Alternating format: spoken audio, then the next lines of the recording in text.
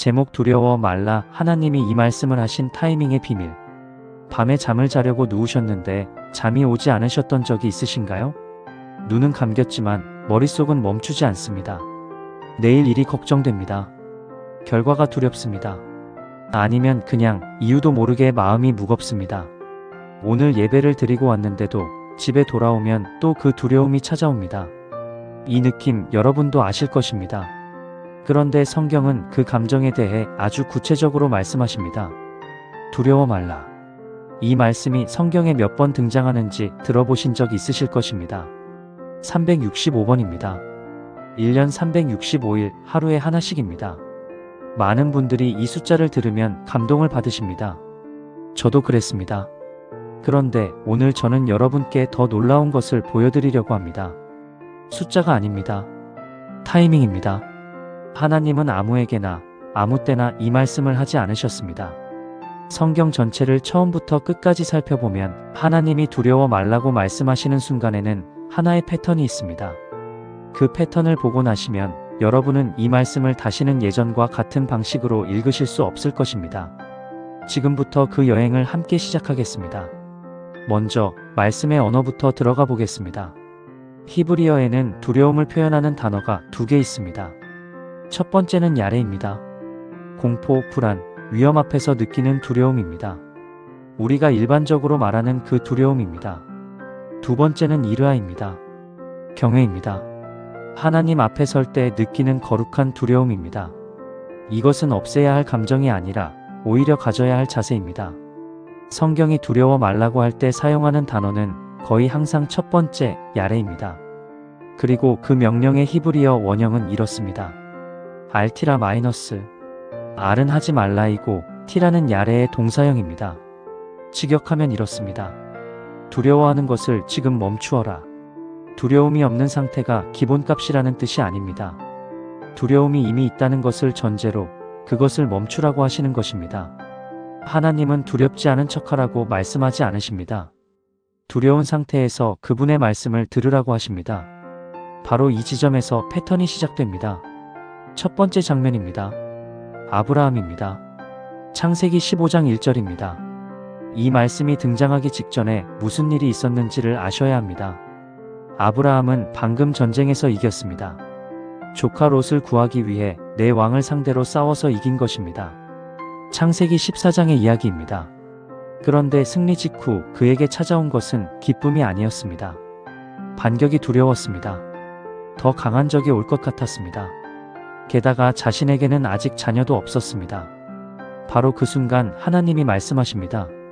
아브라함아, 두려워하지 말라. 나는 내 방패여 너의 지극히 큰 상급이니라. 승리 다음 날 찾아오는 두려움, 올라갔다가 내려오는 감정의 낙차. 우리 신앙생활에서도 이런 순간이 있지 않으신가요? 은혜 충만한 집회를 마치고 집에 돌아오면 왜인지 모를 공허함과 두려움이 밀려오는 그 순간 말입니다. 하나님은 그 정확한 순간을 알고 계셨습니다. 두 번째 장면입니다. 기드온입니다. 사사기 6장 23절입니다. 기드온은 미디안 족속이 두려워 포도주 틀 안에 숨어서 밀을 타작하고 있었습니다. 이스라엘 전체가 압제 아래 신음하던 때였습니다. 천사가 나타나 말합니다. 큰 용사여. 기드온은 당황합니다. 자신은 가장 약한 지파의 가장 작은 가문 출신이었습니다. 그때 하나님이 말씀하십니다. 평강이 내게 있을지어다. 두려워하지 말라. 내가 죽지 아니하리라. 여기서 주목하셔야 할 것이 있습니다. 기드온은 아직 아무것도 하지 않았습니다. 용사가 되지 않았습니다. 싸우지도 않았습니다. 하나님은 결과를 보고 두려워 말라고 하지 않으셨습니다. 부르심의 바로 그 순간에 먼저 말씀하셨습니다. 혹시 지금 하나님의 부르심 앞에서 저는 자격이 없습니다. 저는 너무 작습니다라고 느끼고 계신 분이 계신가요? 기드온이 그랬습니다. 그리고 하나님은 그 기드온에게 먼저 말씀하셨습니다. 세 번째 장면입니다. 여호수아입니다. 여호수아 1장 9절입니다. 이 말씀은 아마 여러분도 잘 아실 것입니다. 강하고 담대하라. 두려워하지 말며 놀라지 말라. 내가 어디로 가든지 내 하나님 여호와가 너와 함께 하느니라. 이 말씀이 등장하는 배경을 아시면 전혀 다르게 들리실 것입니다. 모세가 방금 세상을 떠났습니다. 40년 동안 이스라엘을 이끌었던 지도자가 사라진 것입니다. 여호수아에게 갑자기 리더십이 넘어왔습니다. 그가 준비가 돼 있었을까요? 성경은 그 질문에 답하지 않습니다. 대신 하나님이 이 말씀을 3번 반복하십니다. 1장에서만 강하고 담대하라가 3번 나옵니다. 한 번 말씀하셨다면 격려입니다. 3번 말씀하셨다는 것은 여호수아가 그만큼 두려웠다는 뜻입니다. 그리고 하나님은 그것을 알고 계셨습니다. 잠깐 멈추고 지금까지 발견한 것을 함께 정리해 보겠습니다. 3장면이 지나갔습니다. 그리고 패턴이 보이기 시작합니다. 하나님은 모든 것이 잘 풀린 후에 두려워 말라고 하지 않으셨습니다.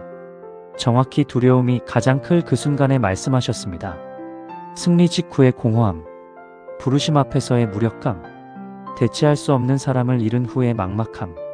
하나님은 그 타이밍을 단 한 번도 놓치지 않으셨습니다. 그리고 이제 이 패턴이 정점에 도달하는 장면이 나옵니다. 4번째 장면입니다. 이사야 41장입니다. 이 장은 성경 전체에서 두려워 말라가 가장 집중적으로 등장하는 본문입니다. 10절입니다. 두려워하지 말라. 내가 너와 함께함이라. 놀라지 말라. 나는 내 하나님이 됨이라. 내가 너를 굳세게 하리라. 참으로 너를 도와주리라. 참으로 나의 의로운 오른손으로 너를 붙들리라. 이 말씀이 쓰여진 때를 아셔야 합니다. 이스라엘은 바벨론에 무너지기 직전이었습니다. 나라가 사라질 위기였습니다. 성전이 불탈 것이었습니다. 백성들이 포로로 끌려갈 것이었습니다. 그 상황에서 하나님이 이사야를 통해 말씀하십니다. 두려워하지 말라. 여기서 주목하셔야 할 것이 있습니다.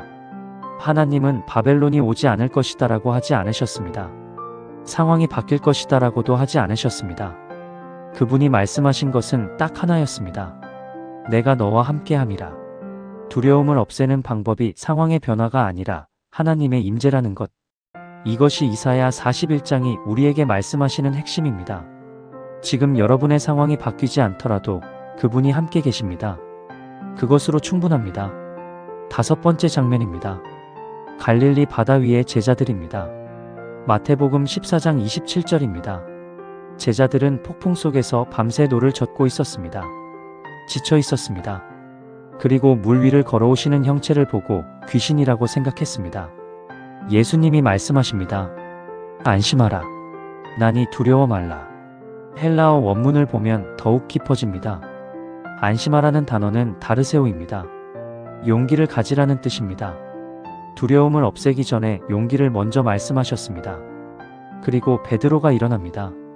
주여, 만약 주님이시거든 저를 물 위로 오라 명하소서. 베드로가 물 위를 걷기 시작한 것은 두려움이 사라진 후가 아니었습니다. 두려운 채로 발을 내디뎠습니다. 그리고 걸었습니다. 두려워 말라는 말씀은 두려움을 즉시 없애준다는 보장이 아닙니다. 두려운 채로도 발을 내딛게 해주시는 능력입니다. 마지막 장면입니다. 요한계시록 1장입니다. 이것이 성경 전체에서 이 패턴의 마지막 등장입니다. 사도 요한은 pat모섬에 유배되어 있었습니다. 나이가 많았습니다. 함께 주님의 길을 걸었던 동료들은 모두 순교했습니다. 혼자 남은 것입니다. 그때 예수님이 나타나십니다. 갈릴리에서 함께 밥을 드시던 그 예수님이 아니셨습니다. 눈은 불꽃 같으셨고 음성은 많은 물소리 같으셨습니다. 요한이 어떻게 했는지 1장 17절이 말합니다. 내가 볼 때에 그의 발 앞에 엎드러져 죽은 자 같이 되매. 그때 예수님이 오른손을 요한 위에 얹으시며 말씀하셨습니다. 두려워하지 말라. 나는 처음이요 마지막이니. 성경 전체에서 두려워 말라의 마지막 등장입니다. 그리고 이 마지막 장면이 앞의 모든 장면을 하나로 묶습니다. 아브라함에게, 기드온에게, 여호수아에게, 이사야를 통해 이스라엘 백성에게, 폭풍 속의 제자들에게, 그리고 마지막으로 홀로 남은 요한에게 같은 말씀입니다. 같은 하나님이십니다. 같은 타이밍입니다. 두려움이 가장 클 바로 그 순간에 이제 여러분께 직접 말씀드리고 싶습니다. 하나님이 이 말씀을 하신 타이밍을 다시 한번 생각해 보십시오. 승리 직후의 공허함 속에서, 새로운 부르심 앞에 두려움 속에서, 가장 의지했던 사람을 잃은 후에 막막함 속에서, 나라가 무너지기 직전의 절망 속에서, 폭풍이 몰아치는 한가운데서 죽은 자처럼 쓰러졌을 때 하나님은 단 한 번도 상황이 정리된 후에 말씀하지 않으셨습니다. 그분은 여러분의 두려움이 가장 클 바로 그 자리로 직접 걸어 들어오십니다. 그리고 말씀하십니다. 두려워 말라. 이것이 365번이 가진 진짜 의미입니다. 1년 365일 중 여러분이 가장 두려운 바로 그날을 위한 말씀이라는 것입니다. 365번 모두 다른 누군가에게 하신 말씀이 아닙니다. 오늘, 지금 이 순간 여러분에게 하시는 말씀입니다. 오늘 이 영상이 여러분의 마음에 닿으셨다면 지금 댓글에 한 단어만 남겨주세요. 두려워 말라. 그 한마디가 지금 이 말씀이 필요한 누군가에게 이 영상을 찾게 해줄 것입니다. 구독과 좋아요, 그리고 지금 가장 힘드신 분께 이 영상을 공유해주세요. 저를 위해 기도해주세요. 저도 여러분을 위해 기도하겠습니다. 하나님의 은혜가 함께 하시길 바랍니다. 아멘.